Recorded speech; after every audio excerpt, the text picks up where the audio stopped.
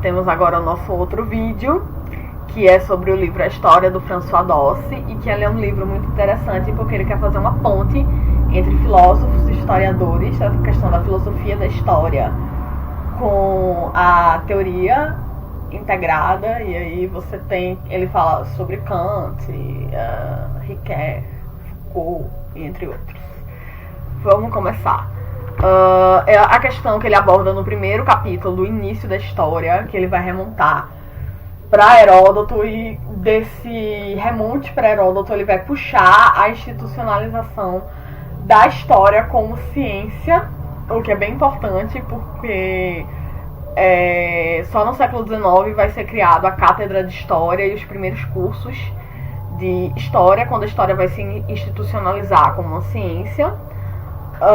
A questão sobre o relato histórico, o que o historiador deve dar primazia nesse relato histórico, como deve ser feito o relato histórico, se é isento de neutralidade, se não é isento, ele trata todas essas questões no livro.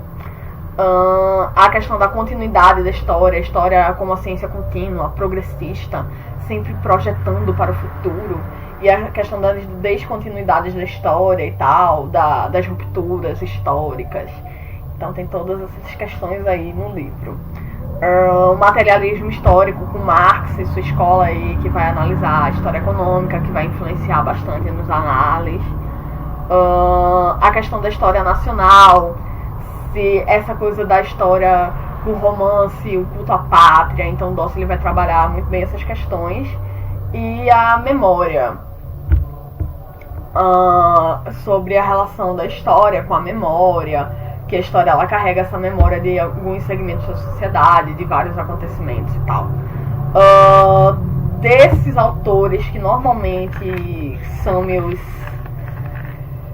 preferidos para ler, eu só conheço pessoalmente, eu só encontrei pessoalmente com a Lilia Schwartz e o François Dosse, que eu tive duas oportunidades de encontrar com ele em palestras na Católica.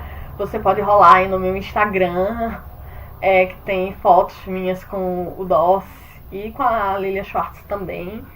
E as palestras dele são sempre maravilhosas, não é querendo puxar o saco do autor não, mas são palestras que, por exemplo, nessa questão uma delas foi na questão da biografia que ele fez do Paul Ricoeur, e foi muito interessante por conta que normalmente historiadores sempre têm esse preconceito com biografias.